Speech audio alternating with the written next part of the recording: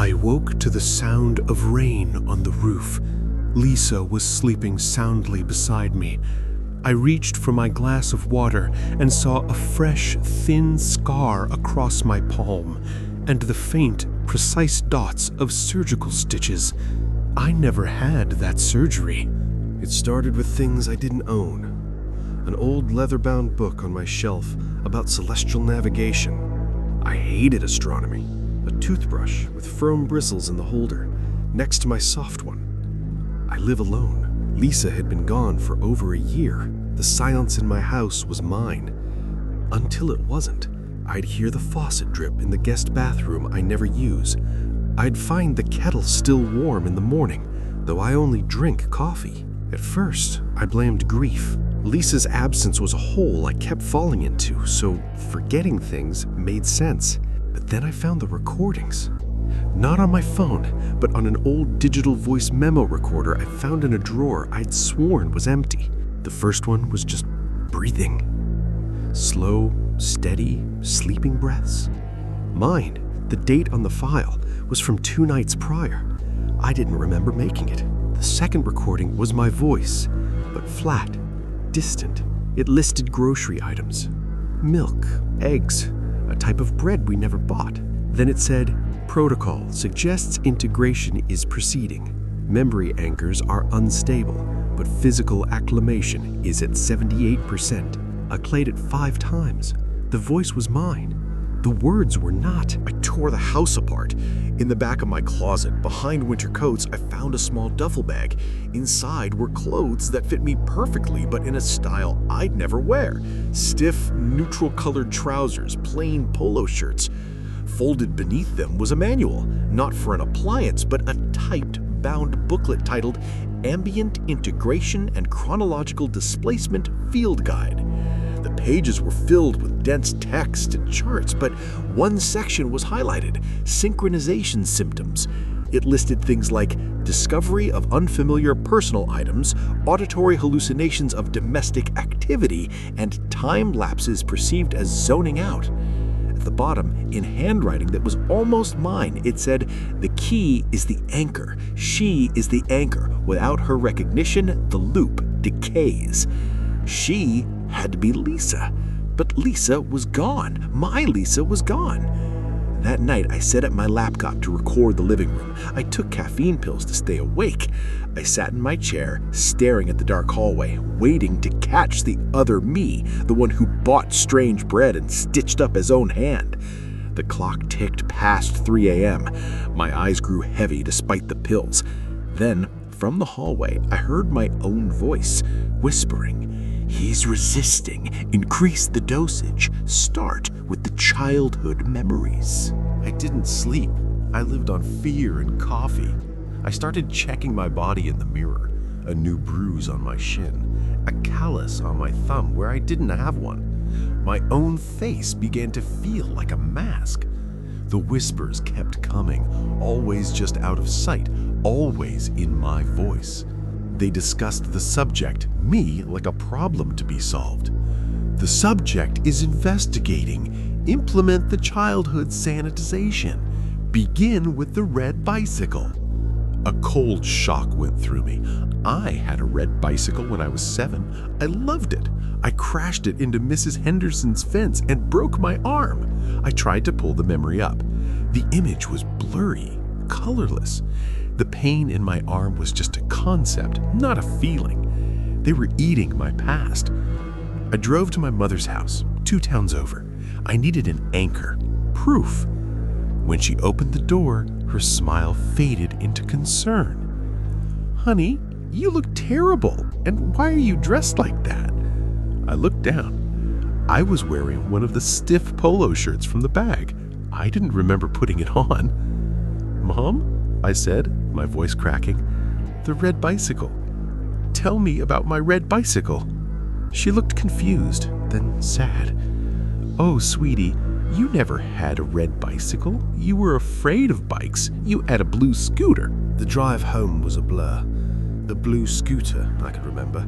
The grip of the handlebars, the sound of wheels on pavement. A real solid memory. So what was the red bicycle? An implant? A test? I walked back into my house and something was different. A faint metallic smell hung in the air, ozone like after a lightning strike. On the kitchen table was a plate with a sandwich cut diagonally. Lisa always cut sandwiches diagonally. I never do. A note in my handwriting said, "You need to eat. Integration is metabolically demanding." I threw the plate against the wall. I screamed at the empty house, "Who are you? What do you want?" My own voice answered from the bedroom, calm and measured. "We are continuity. You were fractured. We are making you whole." I ran to the bedroom. It was empty, but on the bed, laid out neatly, was a set of clothes. The trousers, the polo shirt, socks, waiting for me. A directive. The whisper came again from right behind my ear. I felt its breath. "Put them on. It's time to sink. She's almost here." Lisa. My legs gave way. I slumped against the wall. This wasn't about replacing me. It was about preparing me for her. But my Lisa was gone. The Lisa I knew died in a rain-soaked car accident 18 months ago. I saw the casket. I felt the void. The whisper spoke of her return like a scheduled event. I had to see.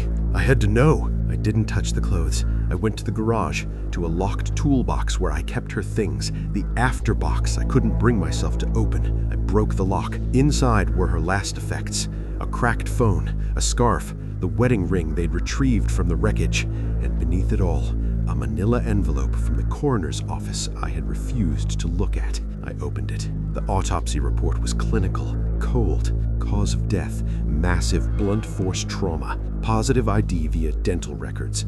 But at the bottom, a handwritten note on a sticky note, faded, subject L. Remarkable cellular regeneration noted in tissue samples. Refer to Project Dusk. My blood turned to ice. Project Dusk. The words were in the field guide from the duffel bag. I heard the front door open. Not a break-in, a key in the lock. Light footsteps in the hallway. A woman's voice humming a tune Lisa used to love. It was her voice. It was impossible. The whisper in my ear returned, final and firm. "Your anchor is home. Assume your role, where the loop resets and we erase you completely." I stood up. My reflection in the dark garage window showed a man I'd barely recognized. Pale, wild-eyed, wearing yesterday's rumpled clothes. The man in the polo shirt was someone else, someone better behaved. The humming grew closer. "Honey, I'm home." The cadence was perfect. It was the thing she used to say. I couldn't move. The door from the house to the garage creaked open. Light from the kitchen framed a silhouette. A woman's silhouette. My breath caught in my throat. "There you are," the silhouette said. It stepped into the garage light. It was Lisa. Not a ghost, not a dream. She looked real. She looked alive. She smiled, but it didn't reach her eyes. They were assessing me, like a technician checking a gauge. "You're not ready," she said, her smile fading. "The synchronization is incomplete. The memories are still conflicted." She took a step toward me. "We have to finish. We have so little time before the cycle resets." I backed away. "I died," I choked out. "I buried you." She tilted her head, a gesture so familiar it was a physical ache.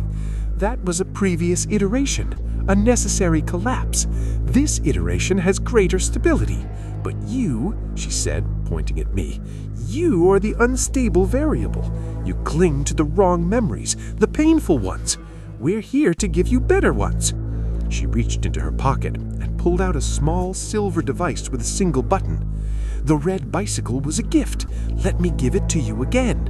I didn't let her press the button. I turned and ran, not into the house, but out the side garage door, into the pouring rain. I ran through backyards, over fences, my heart pounding a hole in my chest. I ended up miles away, in a 24-hour diner, shivering in a booth. The waitress gave me a worried look and free coffee. I had nothing, no wallet, no phone, just the soaking wet clothes of a man who was being erased. I sat there until dawn, watching the rain streak the window. I thought about the blue scooter, the real memory, the feel of the grip, the sound. I held onto it like a life raft. If that was real, then I was real. The rest could be fought. As the sun broke, I made a plan. I wouldn't run from the thing in my house. I would study it. I would become the investigator of my own replacement. I walked back, slowly. The house was quiet. The kitchen was clean. No note. In the bedroom, the polo shirt and trousers were gone from the bed. In their place was my own favorite, worn-out hoodie and jeans, folded neatly. A peace offering? A trick? I put them on. They felt right.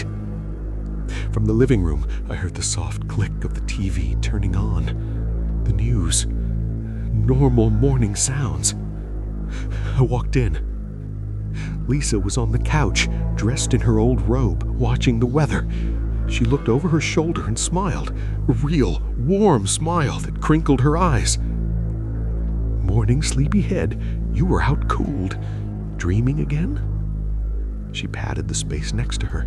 For a second, it was perfect. It was everything I'd prayed for. Then I saw it. On her wrist, peeking out from the robe's sleeve, was a fresh, thin, perfectly straight scar, and the faint, precise dots of black surgical stitches.